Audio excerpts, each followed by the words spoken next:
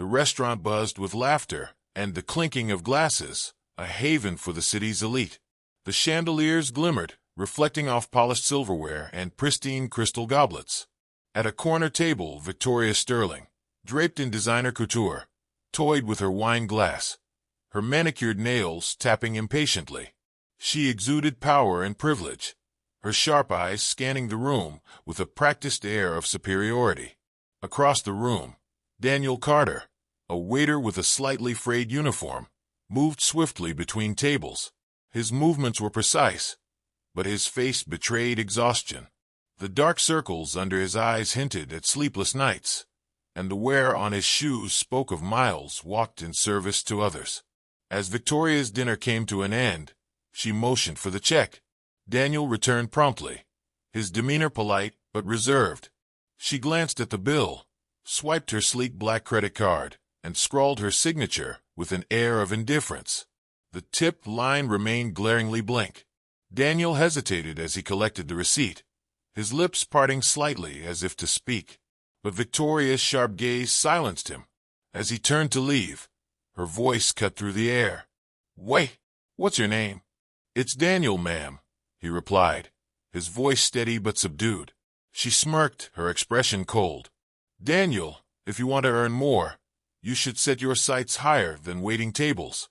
With that, she dismissed him with a wave, oblivious to the weight of her words. What Victoria didn't know was that her casual cruelty would soon come back to haunt her in the most unexpected way. Daniel Carter hadn't always been a waiter. Once, he had dreams as grand as the music he used to compose. As a young man, he was a prodigy, mastering the piano with a skill and passion that left his teachers in awe. Accepted into a prestigious conservatory, Daniel's future seemed destined for greatness. But life, as it often does, took a cruel turn. In his third year, tragedy struck. A car accident claimed the lives of his parents, leaving Daniel as the sole guardian of his 14-year-old sister, Emily. Overnight, he went from a promising musician to a caretaker, thrust into a world of bills, responsibilities, and sacrifices. Daniel dropped out of school and took up any job he could find. Waiting tables became his mainstay, offering just enough to keep a roof over their heads and Emily in school. His nights, once filled with the melodies of Chopin and Debussy, were now spent balancing ledgers and folding laundry. Yet Daniel never complained. For him, Emily's happiness and future were worth every sacrifice. On rare nights, when Emily was asleep, he'd sit at an old keyboard they'd salvaged from a thrift store, letting his fingers dance over the keys. The music was his solace, a whisper of the life he'd left behind. Victoria Sterling's life couldn't have been more different. Born into wealth, she had never known struggle. Her father, a shrewd investor, had built an empire that ensured Victoria wanted for nothing.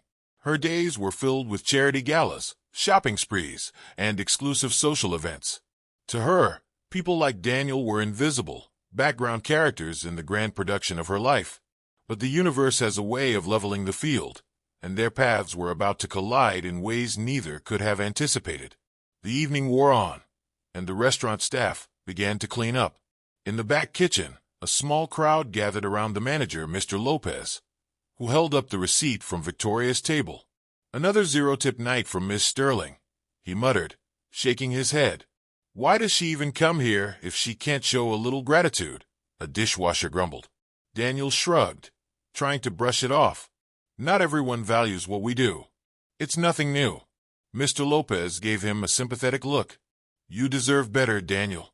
You're one of the hardest workers here. Don't let people like her get to you." As Daniel walked home that night, his mind was heavy. He thought about Emily, her upcoming school trip, and the mounting bills. His phone buzzed in his pocket. It was a text from Emily. "Good luck tomorrow. You're going to crush it." Daniel's heart clenched. She was talking about the piano competition he had entered. He'd scraped together their last bit of savings to pay the entry fee, hoping this could be the break they desperately needed. But as the night stretched on, doubts crept in. Could he still play like he used to? Could he even dare to dream again? The competition venue was a grand theater, its stage bathed in warm light. Daniel sat backstage, his hands trembling as he stared at the piano through the curtains. Contestants around him buzzed with excitement, their chatter a reminder of how out of place he felt.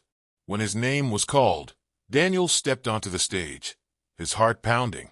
The piano loomed before him, a reminder of the life he once dreamed of. He took a deep breath and placed his fingers on the keys. The first notes were hesitant, but as the melody unfolded, Daniel felt the music consume him.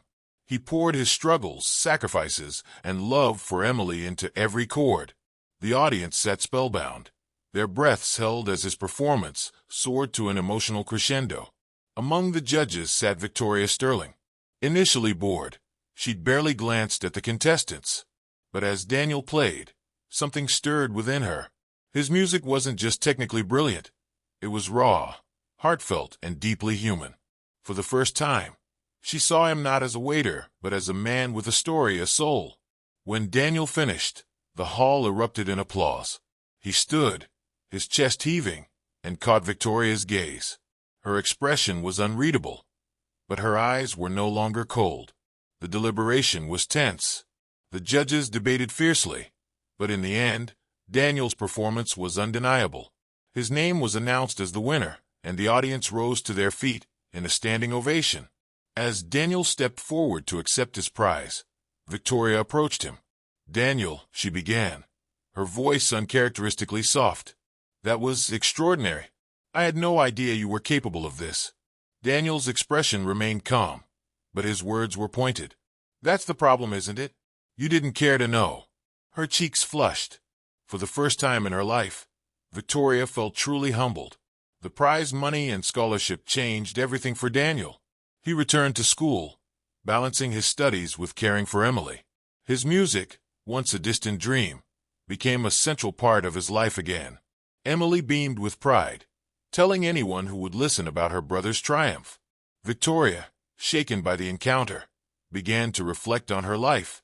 She realized how blind she had been to the struggles of others.